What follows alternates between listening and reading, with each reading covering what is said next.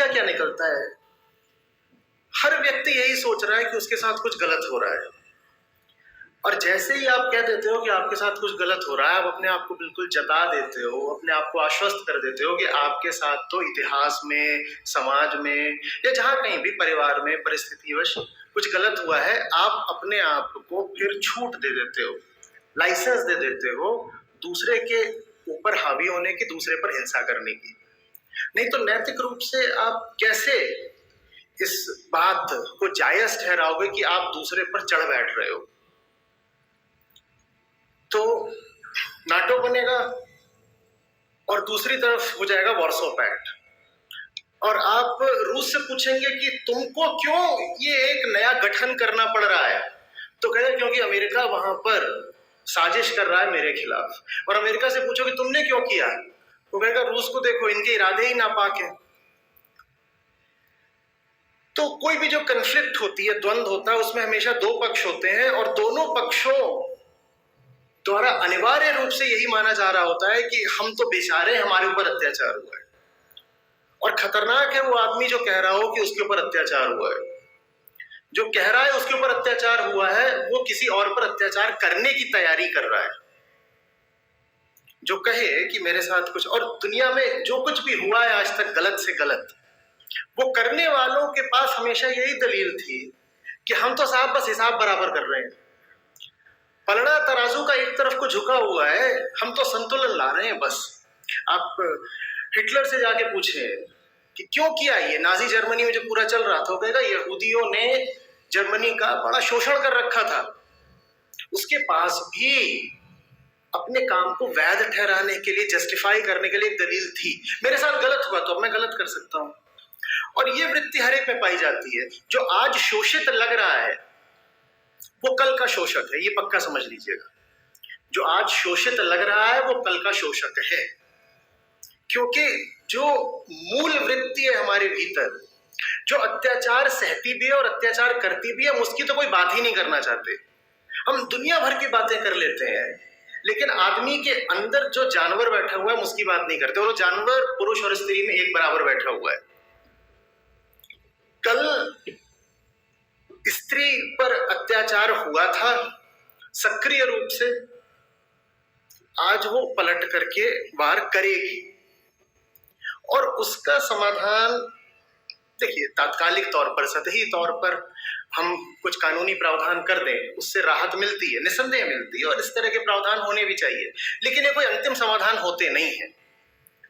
अंतिम समाधान तो यही है कि उस चेतना को संबोधित किया जाए जो पुरुष और स्त्री दोनों में होती है, और बहुत पाशविक होती है। आदमी हो या औरत हो, देखिए शरीर से अलग होते हैं, भीतर से एक होते हैं। जो पुरुष है ना, अगर उसी का लिंग परिवर्तन करके उसको स्त्री बना दिया जाए तो वो सारे काम करने लगेगा जो उसे स्त्रियों में बड़े निंदनीय लगते थे, क्योंकि चेतना वही है। उसके पास उपकरण के तौर पर पहले पुरुष का शरीर था, बाद में स्त्री का मिल गया तो वो भी वही सारे काम करेगा, लेकिन हम उनकी बात नहीं करते। आज मौका है, कर सकते हैं 2 मिनट और लेकर के। नाम हमने दिया है मेंस डे, पुरुष दिवस। तो जिन्होंने जाना है, समझा है, उन्होंने हमसे कहा है कि पुरुष का अर्थ नर नहीं होता, मर्द नहीं होता, मेल नहीं होता। पुरुष का अर्थ होता है चेतना। तो क्यों ना इसे चेतना दिवस के रूप में समझा जाए, और वो सारी चीजें जो चेतना को उग्र हिंसक बनाती हैं, उसे एक भीतरी अंधेरे में रखती हैं, जिसके कारण वो पूरी दुनिया को अपना दुश्मन समझता है, उसी चीज को क्यों ना जड़ से हटा दिया जाए। आप उसको अगर नहीं हटाओगे तो ये खेल लगातार चलता रहेगा। आज तुमने मुझे मारा, कल मैं तुम्हें मारूंगी। अब सड़कों पर भी ये होने लग गया है, बिल्कुल होने लग गया है कि महिलाएं उग्र होकर पुरुषों पर हाथ उठा रही हैं। ऐसा ही एक वाकया घटा था, वो मीडिया में बहुत छाया रहा था, उस पर मैंने बोला भी था पहले भी, पिछले वर्ष की बात है शायद, लखनऊ में हुआ था। और उसके अलावा भी बहुत कुछ होने लग गया है। जब नहीं भी होता था सक्रिय रूप से स्त्रियों द्वारा हिंसा का प्रदर्शन, तो भी वहां पर पैसिव वायलेंस तो रहता ही था। एक दफे मैंने पूछा था सच सच बताना, दुशासन को भीम ने मारा था या द्रौपदी ने? और दुशासन की बड़े बर्बर तरीके से हत्या करी गई थी। एक योद्धा दूसरे को मार दे रणभूमि में एक बात होती है, पर तुम मार करके कहो कि इसकी छाती फोड़नी है, फिर उसका खून लेके जाना है। करा तो ये भीम ने, आंखें बोलेंगी भीम ने करा, देखो भीम कितना बर्बर हिंसक आदमी है। पर भीम को पीछे से प्रतिज्ञा तो द्रौपदी ने दिलवा रखी थी। तो ऐसा तो नहीं है कि पुरुष ही हिंसक रहा है और स्त्रियां तो हमेशा से करुणा की मूर्ति रही हैं। हाँ, एक की हिंसा प्रकट होती है, दूसरे की अप्रकट होती है। और जब पलड़े ऊपर नीचे होते हैं तो इतना ही होता है कि जिसकी प्रकट थी अब उसकी अप्रकट हो जाएगी, और जिसकी अप्रकट थी अब प्रकट हो जाएगी। एक्टिव वायलेंस पैसिव वायलेंस में बदल जाएगा। याद रखिएगा, जो भी पक्ष बाहुबल में कमजोर होता है वो हमेशा पैसिव वायलेंस करता है, और वही पक्ष जब बाहुबल या कानूनी ताकत या धन बल पा जाता है तो फिर वो एक्टिव वायलेंस करता है। लेकिन वायलेंट तो हमेशा दोनों पक्ष होते हैं। ऐसा कभी नहीं होता कि एक पक्ष शोषण कर रहा है और दूसरा शोषित है। अज्ञान का दूसरा नाम शोषण है। जो शोषण कर रहा है वही शोषित भी है। जो आज अपने आप को शोषित कह रहा है वो भीतर ही भीतर तैयारी करके बैठा है कि कल शोषण करूंगा।